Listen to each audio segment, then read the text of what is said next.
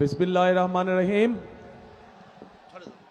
আজকে হযরত শাহ মখদুমের এই পুণ্যভূমি রাজশাহীতে অনুষ্ঠিত নির্বাচনী জনসভার সম্মানিত সভাপতি, মঞ্চে উপস্থিত ধানের শীষের প্রার্থীবৃন্দ সহ সহকর্মীবৃন্দ এবং আমার সামনে উপস্থিত হাজারো লক্ষ রাজশাহী, নাটোর, চাঁপাইনবাবগঞ্জ থেকে আগত প্রিয় ভাই ও বোনেরা, উপস্থিত মুরব্বীবর্গ, আসসালামু আলাইকুম। আসসালামু আলাইকুম। কেমন আছেন আপনারা? আজ বহু বছর পরে আপনাদের সাথে দেখা হলো, 22 বছর পরে। আপনাদের এখানে শেষ এসেছিলাম আমি 22 বছর আগে, প্রায় 2005 সালে বোধ হয়, না 2004 সালে এসেছিলাম। কয়েকবার এসেছিলাম, তখন 4 আগে কয়েকবার এসেছিলাম। রাজশাহী জেলার বিভিন্ন উপজেলায় গিয়েছিলাম। শীতের সময় গিয়েছিলাম গরিব দুস্থ মানুষকে কম্বল পৌঁছে দিতে। গরমের সময় গিয়েছিলাম দুস্থ মা বোন নারী যারা ছিলেন তাদেরকে এসে হাঁস, ছাগল এগুলো বিতরণ করার জন্য। কাজেই আপনাদের সাথে আমার একটি আত্মার সম্পর্ক রয়ে গেছে এই রাজশাহীর মানুষের সাথে। প্রিয় ভাই বোনেরা, আজ এটি নির্বাচনী জনসভা, তাই তো? এখন নির্বাচনী, দাঁড়াও ভাই, কথা শুনতে হবে। তুমি স্লোগান দিলে আমার কথা না শুনলে তুমি তো দলের কর্মী। আমি কি বললাম এটা শুনে গিয়ে এলাকার মানুষকে বলতে হবে, কাজেই কথা শুনতে হবে। এখন যেহেতু এটা নির্বাচনী জনসভা, নির্বাচনী জনসভায় কি হয়ে থাকে?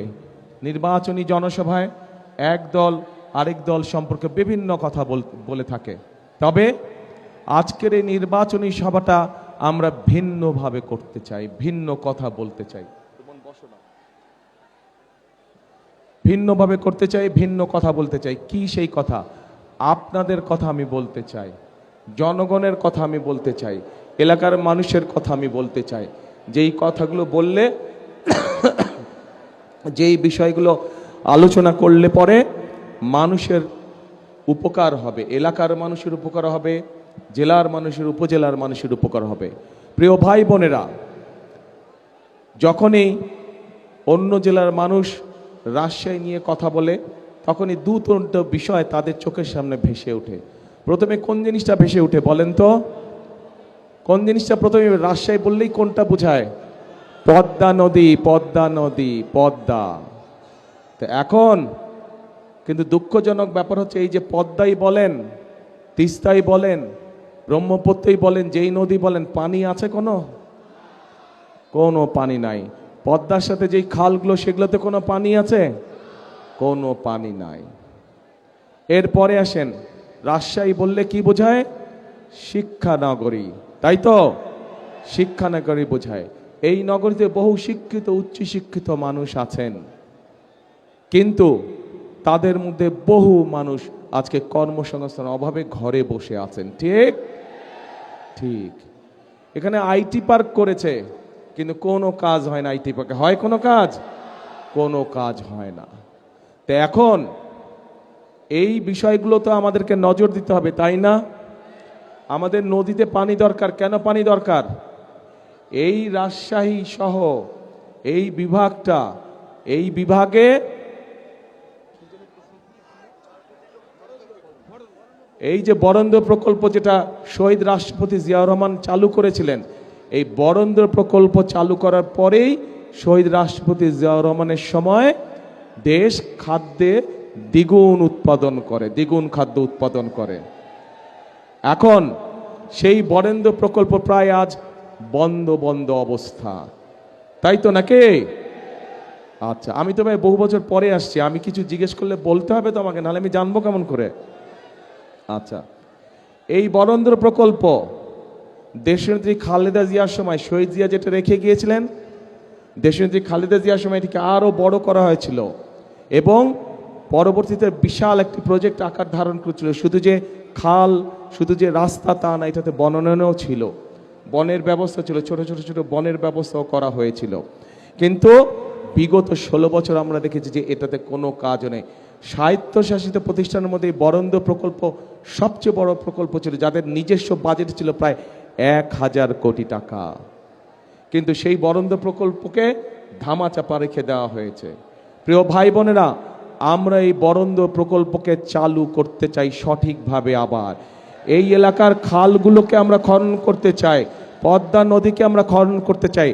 আরেকটি কাজ করতে চাই, যদি আপনাদের সমর্থন থাকে, যদি আপনাদের সমর্থন থাকে, আরেকটি কাজ করতে চাই। ধানের শীষ সরকার গঠন করলে ইনশাল্লাহ আমরা পদ্মা ব্যারেজ নির্মাণের কাজে হাত দিতে চাই। পদ্মা ব্যারেজ যদি ইনশাল্লাহ আমরা তৈরি করতে পারি, এলাকার মানুষের, পুরা এই এলাকার মানুষের উপকার হবে। রাজশাহী সহ নাটোর, চাঁপাইনবাবগঞ্জ সবাই ইনশাল্লাহ আমরা পদ্মা ব্যারাজের কাজে হাত দিব। এখন আসেন প্রিয় ভাই বোনেরা, এইগুলো হচ্ছে কতগুলো হচ্ছে পুরনো পরিকল্পনা, যেগুলোকে আমরা নতুন করে চালু করব। শহীদ জিয়া সেই খাল খনন কর্মসূচি, সাথে আমরা পদ্মা ব্যারাজের কাজে ইনশাল্লাহ হাত দেব যত দ্রুত সম্ভব। কিন্তু তার জন্য আপনাদের সহ এই পুরো অঞ্চলের, উত্তরাঞ্চলের প্রত্যেকটি মানুষকে ধানের শীষকে জয়যুক্ত করতে হবে। কারণ এই বরেন্দ্রর প্রকল্পের সুবিধা রাজশাহী থেকে শুরু করে সেই ঠাকুরগাঁ, পঞ্চগড় পর্যন্ত কৃষকরা সুবিধা পেয়ে থাকে, পায় না? সেই পর্যন্ত চলে গিয়েছে এটার প্রকল্পের সুযোগ সুবিধা।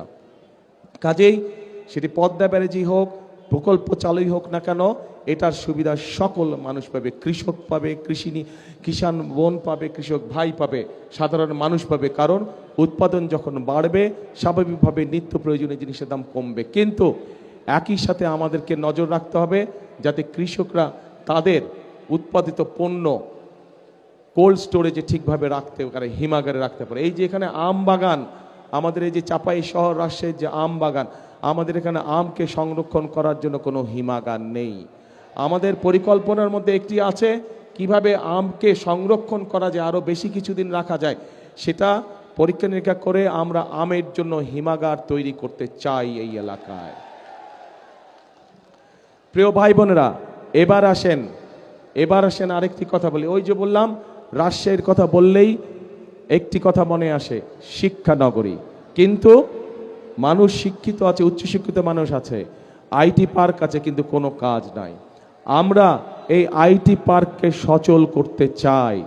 আইটি পার্ককে সচল করার মাধ্যমে শিক্ষিত এবং উচ্চশিক্ষিত যে মানুষগুলো আছে, বিশেষ করে যারা আইটিতে কাজ করেন, তাদের আইটি সংক্রান্ত যেই কাজগুলো তাদের দরকার। এই মুহূর্তে আইটি সংক্রান্ত কাজ বলতে আমাদের যে মোবাইল ফোন কোম্পানিগুলো আছে, যেই কয়েকটা, শুধু ওই কয়টাতেই কাজ করা যায়। এর বাইরেও বহুত কাজ আছে যারা আইটিতে, আমাদের অনেক তরুণ আছে, অনেক যুবক আছে যারা এই কাজে পারদর্শী, কিন্তু তাদের কর্মসংস্থানের উপায় নাই। আমরা সেই উপায়টি তৈরি করতে চাই, আইটি পার্কের মধ্যে সেই উপায়টিকে তৈরি করতে চাই। একই সাথে আমরা এই বিভাগে ভোকেশনাল ইনস্টিটিউট তৈরি করতে চাই, যেই ভোকেশনাল ইনস্টিটিউট তৈরি করার মাধ্যমে আমরা আমাদের ছেলেদেরকে, আমরা আমাদের বোনদেরকে ট্রেনিং দেব, এবং সেই বিভিন্ন ট্রেনিং দেওয়ার মাধ্যমে তাদেরকে আমরা দক্ষ শ্রমিক হিসাবে গড়ে তুলতে চাই, যাতে করে তারা দেশের ভিতরে নিজেদের ব্যবসা বাণিজ্য করতে পারে, অথবা সেই ট্রেনিং পাওয়ার পরে তারা বিদেশীয় কর্মসংস্থানের ব্যবস্থা করতে পারে। প্রিয় ভাই বোনেরা, আমার সামনে এখানে কয়েক হাজার মা বোন উপস্থিত আছেন। আপনারা দেখেছেন যে দেশনেত্রী খালেদা জিয়া যখন রাষ্ট্র পরিচালনার দায়িত্বে ছিলেন, তখন উনি একটি পলিসি গ্রহণ করেছিলেন যে আমাদের নারীদেরকে, মেয়েদেরকে শিক্ষিত করতে হবে, এবং সেই জন্যই ক্লাস 1 থেকে ক্লাস 12 পর্যন্ত মেয়েদের শিক্ষা ব্যবস্থা ফ্রি করে দেওয়া হয়েছিল, যার ফলে বাংলাদেশে এখন মেয়েদের শিক্ষিতের হার যে কোনো সমাজে অনেক বেশি। কিন্তু শুধু শিক্ষা দিলেই চলবে না, শিক্ষার সাথে সাথে তাদেরকে স্বাবলম্বী করে তুলতে হবে, অর্থনৈতিকভাবে স্বাবলম্বী করে গড়ে তুলতে হবে। এবং সেই জন্যই আমরা প্রত্যেকটি মায়ের হাতে, প্রত্যেকটি গ্রামে শহরে প্রত্যেকটি মায়ের হাতে আমরা ফ্যামিলি কার্ড পৌঁছে দিতে চাই। এই ফ্যামিলি কার্ড দল মত নির্বিশেষে প্রত্যেকটি মা এই ফ্যামিলি কার্ড পাবে, এবং ফ্যামিলি কার্ডের মাধ্যমে তারা সরকারের পক্ষ থেকে মিনিমাম কিছু সুযোগ সুবিধা পাবে, যাতে করে মাসে তাদের সংসারের ধাক্কাটা সামলে উঠতে পারে, তারা সংসারের চালানোর যে ধাক্কা, সেই ধাক্কাটি মা বোনরা যাতে সামলে উঠতে পারে। প্রিয় ভাই বোনেরা, আমরা এই এলাকায় বহু মানুষ এখান থেকে আপনাদের সামনে দিয়ে অন্য দেশে চলে যায় চিকিৎসার জন্য, যায় না? এখান থেকে বছরে বহু মানুষ এইখান থেকে পার হয়ে চিকিৎসার জন্য যায়। এটা দেশের বৈদেশিক মুদ্রা তারা নিয়ে যাচ্ছে। আমরা এই অবস্থার পরিবর্তন করতে চাই, এবং এই অবস্থার পরিবর্তন করার জন্য আমাদের পরিকল্পনার মধ্যে আছে যে রাজশাহীতে আমরা বিশেষায়িত কোনো হাসপাতাল তৈরি করতে পারি কি না, যার ফলে এই এলাকার মানুষ সহ সমগ্র দেশের মানুষ চিকিৎসা সুবিধা পায়, যাতে করে আমরা বৈদেশিক মুদ্রা দেশে রেখে দিতে পারি, যাতে করে দেশের মানুষ দেশে থেকেই ভালো চিকিৎসা গ্রহণ করতে পারে। প্রিয় ভাই বোনেরা, এই রাজশাহী সহ পুরো উত্তরাঞ্চল মূলত কৃষি নির্ভর। প্রধান পেশা হচ্ছে কৃষির পেশা। কৃষি পেশা সংক্রান্ত যে সকল ইন্ডাস্ট্রি করা সম্ভব, সেগুলোর একটি তালিকা কম বেশি আমরা তৈরি করেছি, এবং ইনশাল্লাহ 12 তারিখে নির্বাচনের পরে সরকার গঠনে সক্ষম হলে সরকার থেকে সব রকম সহায়তা দেওয়া হবে। যে সকল উদ্যোক্তা কৃষি সংক্রান্ত মিল ফ্যাক্টরি এই রাজশাহী সহ পুরো উত্তরাঞ্চলে প্রতিষ্ঠিত করবে, তাদেরকে বিশেষ সহায়তা দেওয়া হবে, যাতে করে তারা মিল ফ্যাক্টরি করতে পারে। কারণ তারা যদি মিল ফ্যাক্টরি করে, তাহলে এই এলাকার সন্তানরা, সেটি রাজশাহী জেলা হোক, সেটি সমগ্র উত্তরাঞ্চলের মানুষ হোক, তাহলে তাদের কর্মসংস্থানের সুবিধা হবে। প্রিয় ভাই বোনেরা, যেহেতু রাজশাহী সহ উত্তরাঞ্চলের অধিকাংশ মানুষ কৃষি কাজের সাথে জড়িত, যদিও সমগ্র বাংলাদেশেরই অধিকাংশ মানুষ কৃষি পেশার সাথে জড়িত, দেশের বৃহৎ একটি জনসংখ্যার বৃহৎ একটি অংশ কৃষি পেশার সাথে জড়িত। কাজে কৃষক যদি আজকে ভালো থাকে, তাহলে অবশ্যই দেশের মানুষ ভালো থাকবে। কৃষক যদি আজকে অর্থনৈতিকভাবে শক্তিশালীভাবে দাঁড়িয়ে থাকতে পারে, তাহলে দেশের মানুষও সহজেই কৃষি উৎপাদিত যেগুলো পণ্য আছে, সেগুলো তারা সহজেই তাদের ব্যবহারের জন্য ব্যবহার করতে পারবে সেগুলো। এবং সেই জন্যই কৃষক ভাইদেরকে সহযোগিতা করার জন্য আমরা ঠিক ফ্যামিলি কার্ড যেরকম মায়েদের হাতে পৌঁছে দিতে চাই, কৃষক ভাইদের জন্য আমরা কৃষি কার্ড একটি পৌঁছে দিতে চাই প্রত্যেক কৃষক ভাইদের কাছে, যার মাধ্যমে তারা ব্যাংকের ঋণ সহ, যার মাধ্যমে তারা সরকারের পক্ষ থেকে কীটনাশক ঔষধ, বীজ সহ, সার সহ এই সুবিধাগুলো সরাসরি আমরা কৃষক ভাইদের হাতে পৌঁছে দিতে চাই। এবং আমরা আরেকটি সিদ্ধান্ত নিয়েছি, আমরা হিসাব নিকাশ করে দেখেছি, এবং তারপরে আমরা সিদ্ধান্ত নিয়েছি যে 10,000 টাকা পর্যন্ত যাদের কৃষি ঋণ এই মুহূর্ত পর্যন্ত আছে, ইনশাল্লাহ আগামী 12 তারিখে ধানের শীষ বিজয়ী হয়ে সরকার গঠন করলে আমরা 10,000 টাকা পর্যন্ত কৃষি ঋণ সুদ সহ মওকুফ করব ইনশাল্লাহ। 10,000 টাকা পর্যন্ত কৃষি লোন সুদ সহ ইনশাল্লাহ আমরা মওকুফ করব ধানের শীষ ইনশাল্লাহ বিজয় হলে। কি ধাক্কা খেলেন নাকি একটু আপনারা? হ্যাঁ, মনে হলে ধাক্কা খেলেন একটু আপনারা? আচ্ছা, ঠিক আছে, ঠিক আছে, চলবে, আপাতত চলবে, ঠিক আছে ইনশাল্লাহ। কেন এই কাজগুলো করছে, এই পরিকল্পনার কথাগুলো আপনাদেরকে এই জন্য বললাম, এই কাজগুলোর কথা আপনাদেরকে এই জন্য বললাম। প্রিয় ভাই বোনেরা, বিগত 16 বছর 17 বছর এই দেশের সাধারণ মানুষের ভোটের অধিকার যেরকম কেড়ে নেওয়া হয়েছিল, এই দেশের মানুষের কথা বলার অধিকার যেমন কেড়ে নেওয়া হয়েছিল, ঠিক দেশের মানুষের জন্য কোনো কাজ করা হয় নাই। আমরা দেখেছি যে কিভাবে কতগুলো মেগা প্রকল্প করা হয়েছে, এবং এই মেগা প্রকল্পের উদ্দেশ্যই ছিল মেগা দুর্নীতি। কিন্তু এলাকার মানুষের জন্য রাস্তাঘাট নির্মাণ, কৃষকদের পাশে দাঁড়ানো, মা বোনদের পাশে দাঁড়ানো, এই রকম কোনো কাজ, এলাকার হাসপাতাল, এলাকার স্কুল কলেজগুলো ঠিক করা, শিক্ষক ঠিক মতন পাঠানো, ডাক্তার ঠিক মতন পাঠানো, এগুলো কোনো কাজ বিগত 16-17 বছর হয় নাই। কাজেই এখন এই যে 5ই আগস্টে একটি পরিবর্তন হয়েছে, এই পরিবর্তনটি যেটি হয়েছে, এই পরিবর্তনটি হতে হবে জনগণের কাঙ্ক্ষিত পরিবর্তন। অর্থাৎ এই পরিবর্তনের মাধ্যমে আমাদেরকে নিশ্চিত করতে হবে যে এই পরিবর্তন জনগণের ভাগ্যের পরিবর্তন যাতে করে। এবং সেজন্যই আজকে আমাদের জন্য এই 12 তারিখে নির্বাচন অত্যন্ত গুরুত্বপূর্ণ। প্রিয় ভাই বোনেরা, 12 তারিখে বাংলাদেশের মানুষকে আজকে সিদ্ধান্ত নিতে হবে, আমাদেরকে সিদ্ধান্ত নিতে হবে যে আমরা আগামী দিন দেশকে কোন দিকে পরিচালিত করব। দেশকে আমরা গণতন্ত্রের দিকে পরিচালিত করব নাকি দেশ অন্য কোনো দিকে চলে যাবে, এই বিষয়ে আমাদেরকে সিদ্ধান্ত নিতে হবে। গণতন্ত্রের দিকে যদি আমরা দেশকে ধাবিত করি, গণতন্ত্রের দিকে যদি আমরা দেশকে পরিচালিত করি, তাহলে আপনাদের সামনে আমি যেই পরিকল্পনার কথাগুলো তুলে ধরলাম, আপনাদের যেই দাবিগুলো বা আপনাদের যেই চাওয়াগুলোর কথা তুলে ধরলাম, মানুষের উপকার হয় এরকম কাজের কথা যেগুলো আমি তুলে ধরলাম, সেই কাজগুলোকে বাস্তবায়ন করা সম্ভব হবে। কিন্তু আমরা যদি গণতন্ত্রকে ধরে রাখতে না পারি, তাহলে মেগা প্রজেক্ট হবে, জনগণের কোনো প্রজেক্ট হবে না। কাজে প্রিয় ভাই বোনেরা, জনগণের প্রজেক্টকে যদি বাস্তবায়ন করতে হয়, তাহলে অবশ্যই গণতন্ত্রকে বাস্তবায়ন করতে হবে, গণতন্ত্রের ভিত্তিকে মজবুত করতে হবে। কারণ গণতন্ত্রের ভিত্তি যদি মজবুত হয়, তাহলেই জনগণের কাছে জবাবদিহিতামূলক শাসন দেশে আসবে। জনগণের কাছে যারা জবাবদিহি করতে বাধ্য থাকবে, তারাই জনগণের জন্য কাজ করবে। অতীতে আমরা দেখেছি যারা ক্ষমতা দখল করে রেখেছিল, জনগণের কাছে তাদের কোনো জবাবদিহিতা ছিল না। এবং জনগণের কাছে যেহেতু তাদের কোনো জবাবদিহিতা ছিল না, সেজন্যই আমরা দেখেছি দেশে কিভাবে দুর্নীতি হয়েছে, দেশে কিভাবে অনাচার হয়েছে, দেশে কিভাবে গুম হয়েছে, দেশে কিভাবে খুন হয়েছে, দেশে কিভাবে লক্ষ লক্ষ মানুষ গায়েবী মামলা নির্যাতনের শিকার হয়েছিল। প্রিয় ভাই বোনেরা, আসুন আজকে আমাদেরকে ঐক্যবদ্ধ হতে হবে এবং ঐক্যবদ্ধ হওয়ার মাধ্যমে আমাদেরকে অবস্থার পরিবর্তন করতে হবে।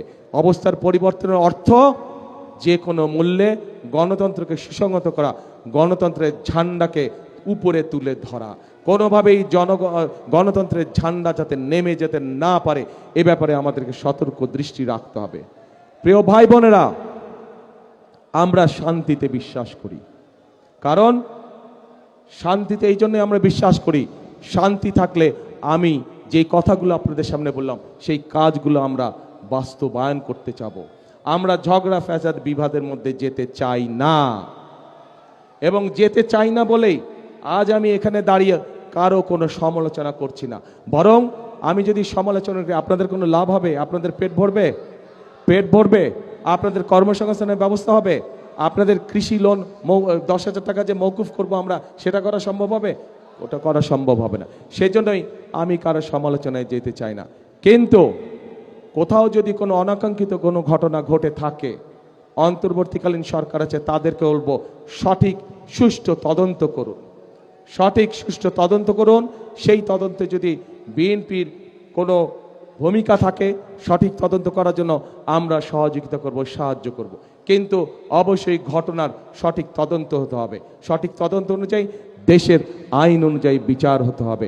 যদি কোথাও কোনো বিভেদ, কোনো সমস্যা হয়ে থাকে, আমাদের পক্ষ থেকে পরিষ্কার কথা, আমরা দেশে শান্তি চাই। মুসলমান, হিন্দু, খ্রিস্টান, বৌদ্ধ সকলকে নিয়ে আমরা শান্তিতে বসবাস করতে চাই এই দেশে।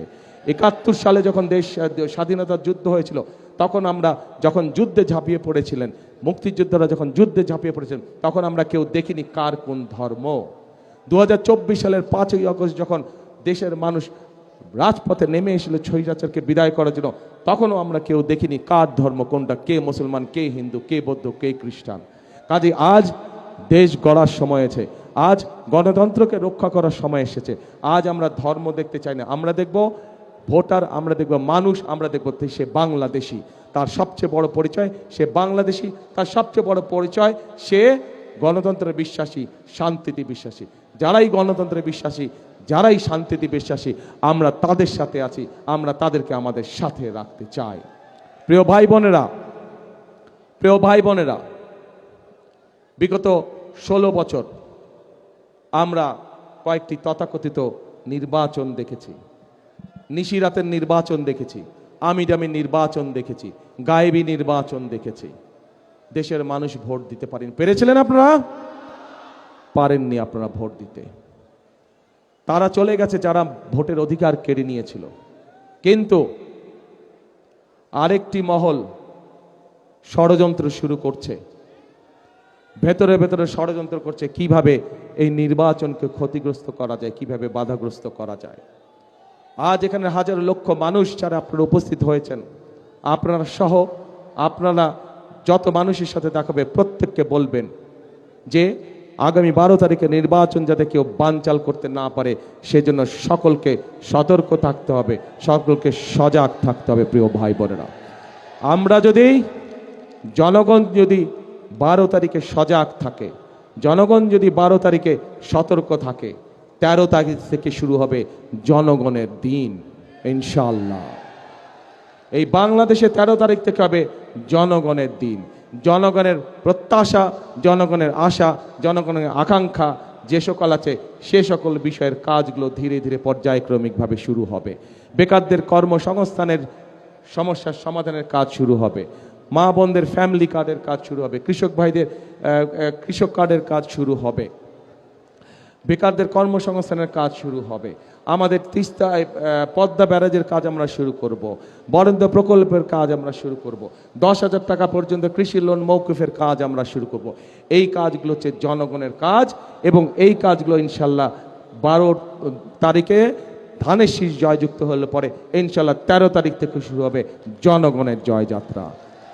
সেজন্যই প্রিয় ভাই বোনেরা, সবসময় আমি একটি কথা বলি, শহীদ জিয়া দেশ গড়েছেন, দেশনেত্রী খালেদা জিয়া দেশ গড়েছেন, এখন আমাদের সকলের পালা দেশ গড়ার।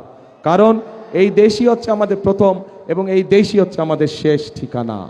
সেজন্যই আমি একটি কথা বলি, সবসময় একটি কথা বলি, কথাটি আপনারাও জানেন, আমার সাথে দয়া করে কথাটা বলবেন। করব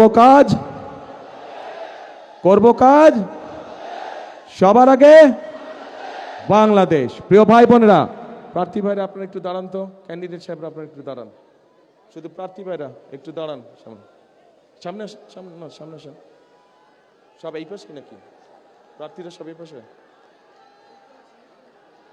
দাঁড়ান, দাঁড়া যান, একজনের পর একজন দাঁড়া যান, ধাক্কাধাক্কি করার দরকার নেই তো, একজনের পর একজন দাঁড়া যান, কিউতে দাঁড়া যান, একজন সিনিয়র মানুষ আপনারা ধাক্কাধাক্কি করছেন কেন, শুধু ওই পাশে দাঁড়া যান। প্রিয় ভাই বোনেরা, এই যে আমার হাতের ডানে এবং বামে এনাদের প্রত্যেকের হাতে আমি ধানের শীষ তুলে দিয়ে গেলাম।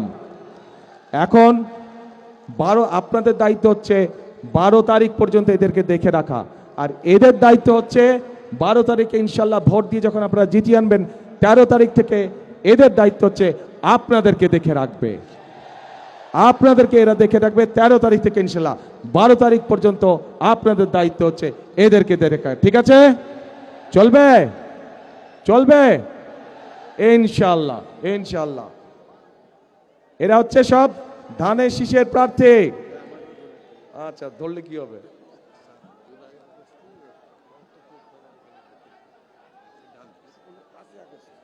প্রিয়